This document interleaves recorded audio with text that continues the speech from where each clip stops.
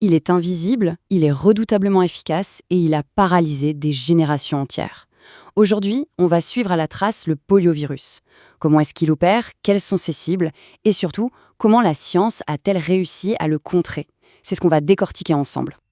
Alors, la poliomyélite, ou la polio comme on l'appelle plus souvent, c'est donc une maladie épidémique provoquée par un virus.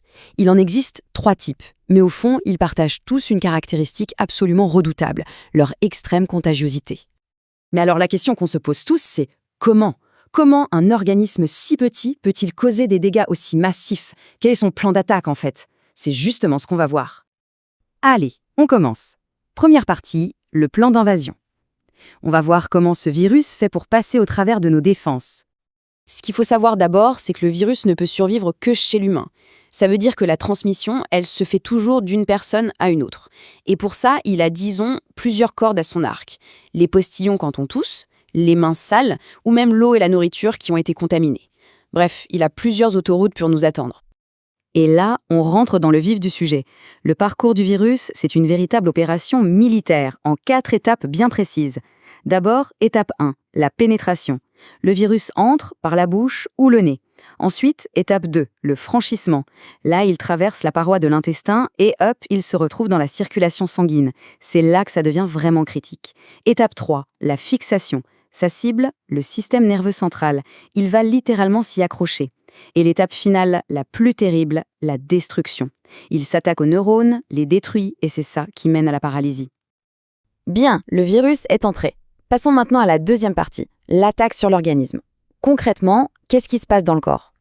Les premiers signes sont brutaux. On parle d'une fièvre qui monte d'un coup, très haut, 39-40 degrés. On a mal à la tête, des douleurs musculaires, mais il y a un symptôme qui doit vraiment alerter, une raideur dans la nuque. C'est le signe que le virus a atteint son but, les méninges, cette fameuse enveloppe qui protège notre système nerveux. Et puis, d'un seul coup, sans prévenir, c'est la catastrophe, la paralysie. Elle ne s'installe pas petit à petit, non, elle frappe. C'est un effondrement, soudain et brutal. Les conséquences sont tout simplement dévastatrices. Des paralysies, souvent irréversibles.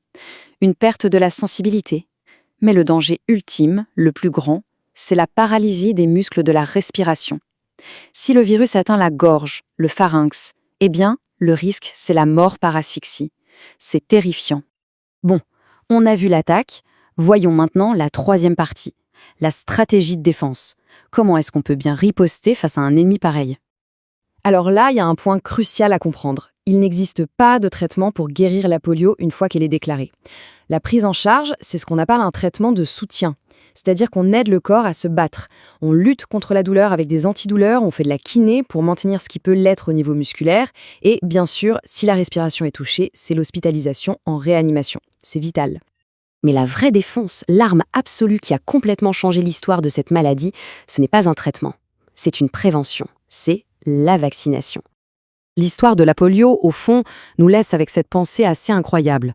Une seule percée scientifique a suffi à enrayer une invasion mondiale. Et ça nous amène forcément à nous demander combien d'autres batailles invisibles contre d'autres maladies sont gagnées chaque jour, en silence, grâce à la science et à la prévention. La question reste ouverte.